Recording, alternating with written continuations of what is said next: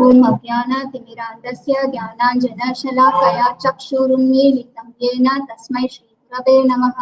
श्रीचैतन्यमनोभीष्टं स्थापितं येन भूतले स्वयं रूप कदा मह्यं ददाति स्वपदान्तिकं। वन्देऽहं श्रीगुरो श्रीयुतपदकमलं श्रीगुरुं वैष्णवांश्च श्रीरूपं साग्रजातं सहगण रघुनाथान्वितं तं सजीवं साद्वैतं सावधूतं हरिजनसहितं श्रीकृष्ण चैतन्यदेवं श्रीराधाकृष्णपादान् सहगण श्रीललिता श्रीविशाखान्वितांश्च। हे कृष्ण करुणा सिन्धो दीनबन्धो जगत्पते गोपेश गोपिकान्ता राधाकान्ता नमोऽस्तुते। तप्तकाञ्चन गौराङ्गी राधे वृन्दावनेश्वरी वृषभानुसुते देवी प्रणमामि हरिप्रिये। वाञ्छाकल्पतरुभ्यश्च कृपा सिन्धुभ्य एव च पतितानां पावनेभ्यो वैष्णवेभ्यो नमो नमः। नमो ओं विष्णुपादाय कृष्णप्रेष्ठाय भूतले श्रीमते महाविष्णु गोस्वामिनिधि नाम्ने। नमो ओं विष्णुपादाय कृष्णप्रेष्ठाय भूतले श्रीमते वेदांत स्वामिनिधि नाम्ने। नमस्ते सारस्वते देवे गौरवाणी प्रचारिणे निर्विशेष शून्यवादी पाश्चात्य देशतारिणे। जय श्री कृष्ण चैतन्य प्रभु नित्यानंद श्री अद्वैता गदाधरा शिवासादि गौर भक्त वृंदा। हरे कृष्णा कृष्णा कृष्णा हरे हरे हरे राम राम राम हरे हरे। करोति वाचालं पङ्गुं लङ्घयते यत्कृपातमहं वन्दे श्रीगुरुं श्रीकरं। Yeah. So,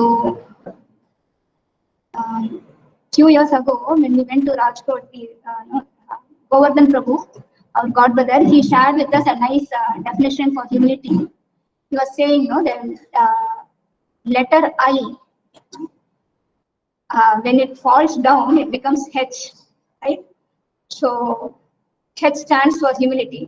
When we are very proud, we think that I am doing everything. That feeling of I am the doer is the it's quite opposite to that feeling of humility. So when we give up this mentality of I am the doer, then when we understand that we are not the doers, and ultimately Lord Krishna is the only one who is helping us to do everything, then that is humility. So it was a nice representation which Prabhuji had shared, so I just thought of sharing it with you all. Now we'll move on to see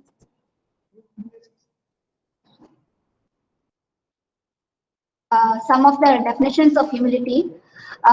This is a definition, nice definition given by His Divine Grace Bhaktisiddhanta Saraswati Prabhupada in his book Ray of Vishnu. He says the root of it all is humility, or the due realization of one's own ineligibility.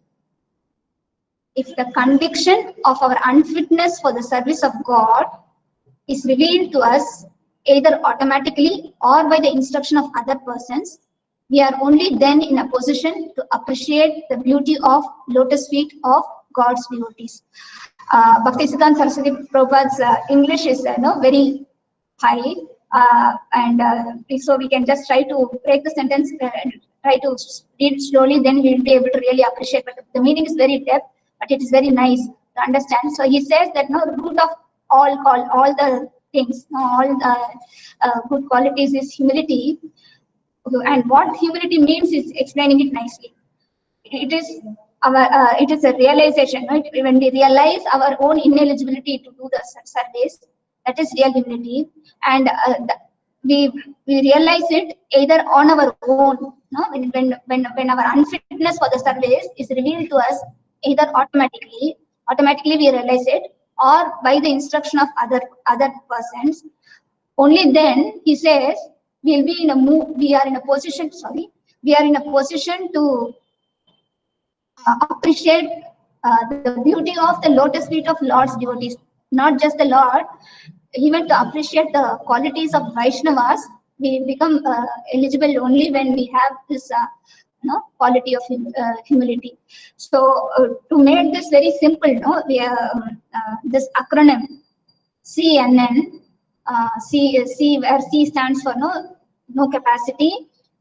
N is nothing, and N second N means not needed. So when we understand that we don't have any capacity on our own, that we are nothing, and that we are not needed, then we'll be able to appreciate this quality of humility, and how we are completely dependent on the Lord's mercy for doing any service nicely. And we have one more nice definition of humility given by Srila Prabhupada in the verse, Bhagavad Gita verse 13.8. It starts with amanitvam, right? This verse lists actually different qualities which actually define knowledge. So in that, the very first quality is amanitvam. Amanitvam means humility, and therein Prabhupada explains that humility means that one should not be anxious to have the satisfaction of being honored by others. So whenever we do some service, we always expect others to recognize it, appreciate it. We are, with the advancement of this media and other technology, we have this tendency to show it off either in the we put it in our WhatsApp profile or status, or we find every other means to show off. But actual humility means that we should not even be anxious to get that appreciation from others. Whatever we do, we are simply doing it for the pleasure of the Lord. So these qualities we very nicely find in the Vaishnava bhajans sung by these great pure acharyas. And this quality as such, it's actually a basket of so many good qualities. Like I'm just listing a few of them. So humility helps us to if one is humble, then they actually know their one's own position. Like they understand that when we understand that we are very insignificant, we are Anu and Krishna is Vibhu. Krishna is from Krishna only. Whatever qualities are there, whatever talents we are bestowed with, it's all a mercy of the Lord. And then we will be able to do it, do the service with great care and without any tinge of pride. And when we are humble, we will be grateful, and we will be tolerant. And also humility does not mean that sometimes we should not in the name of laziness, we should not claim ourselves to be humble. Somebody is entering. Yeah, I think by the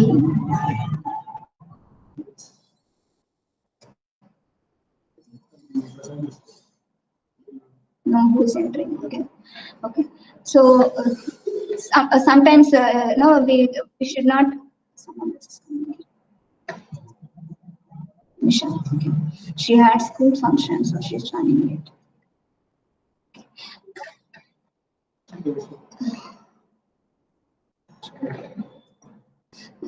So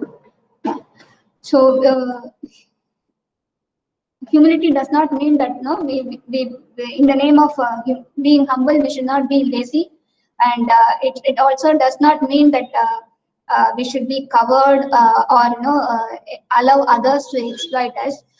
Whatever we do, we should do it as a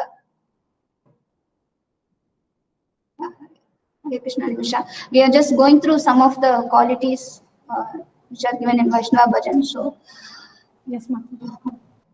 So humility also means that whatever we do, we simply do that service for the pleasure of Krishna, and in that endeavor, if we have to deal with people who are a little inimical, and the way we react, it need not be we need not take a meek position in the sense.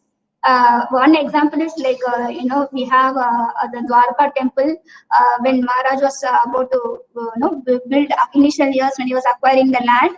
There was so many challenges, and there were even some Gundas who were threatening Maharaj.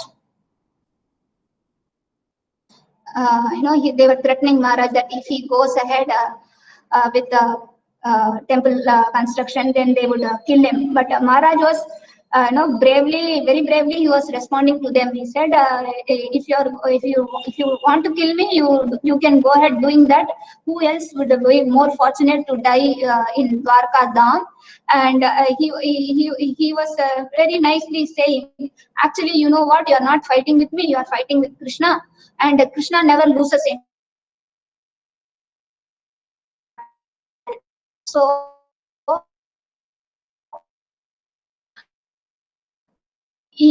that was not a speech, arrogant speech, but completely dependent on Krishna. So humility does not mean cowardice.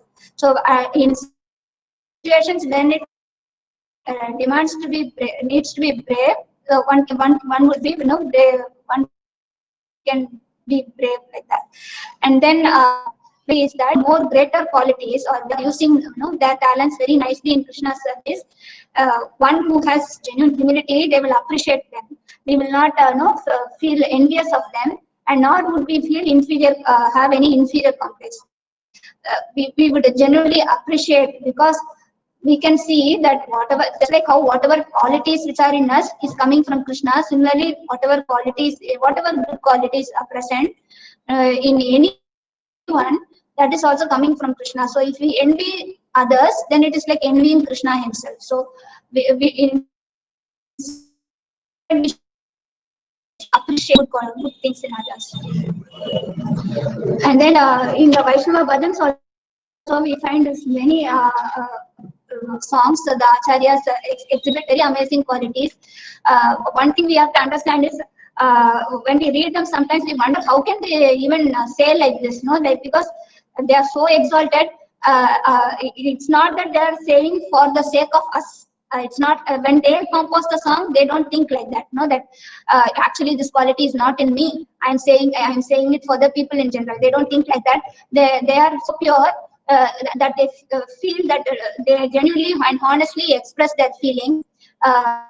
It's like in a white paper, if there is a small dark spot, then to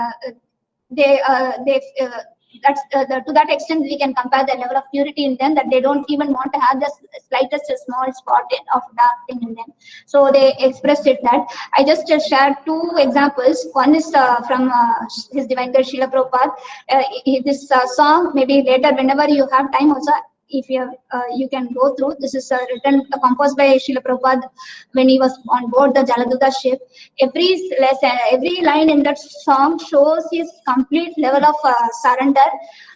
Full song is very nice, but just for the taking into consider the essence of time, I'm just listing the last two lines which will give a glimpse. He says, Bhakti Nai Vedanai Name Kugudaro Bhakti Vedanta Nam Eve Sartaka Karo. He says, Bhakti Nai, I don't have devotion. See, Bhakti Prabhupada is saying this, I have no devotion, nor do I have any knowledge, but I have strong faith in the holy name of Krishna. I have been designated as Bhakti Vedanta, and now if you like, you can fulfill the real purpose of Bhakti Vedanta. So we can see one more example of Srila Bhakti Vinod Thakur. As you know, Bhakti Vinod Thakur he has written many Vaishnava bhajans, and in one of the bhajans named Mulia Kamara, he says, he very much with great regret, he says that he has wasted time. Actually, he says, I have passed my days in vain, and throughout my life I wasted time. But as many of you might have heard about Bhakti Vedanta Thakur's schedule. Actually, this is his schedule. 8 to 10 p.m. 2 hours only he takes rest in the night, and from 10 p.m. to 4 a.m. he spends in writing the Vedic scripture literatures. Maybe you can share it to my people.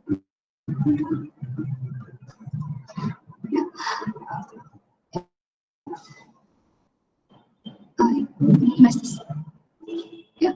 And 10 to 4 a.m. he spends in writing, and just again half an hour rest he takes. Then 4:30 to 7 he chants his japa, and then 7 to 7:30 a.m. he takes out time for correspondence, like how we spend time in responding to some WhatsApp message or something like that. He just takes some little half an hour for doing correspondence, and then 7:30 to 9:30 he studies Shastras. 9:30 to 10, for bath and taking simple prasad. Then he was actually a magistrate. Bhaktivinoda Thakur, many of you might have heard, he was like this. He's known as the seventh Goswami. He was a grahastha. He had 10 children, and he was working as a magistrate. And in spite of all these responsibilities, he was not doing this. He has done very wonderful service in the Vaishnava literatures. And also in excavating so many places of Mahaprabhu in Mayapur, and the whole of his life he had dedicated in service of the Lord. But in his bhajans he very humbly writes that he has wasted time. So we can by going through these bhajans, by meditating on these bhajans, we can also pray, seek that mercy to get some of these qualities, at least some of these qualities upon us, then our life will be very successful. So with this I stop.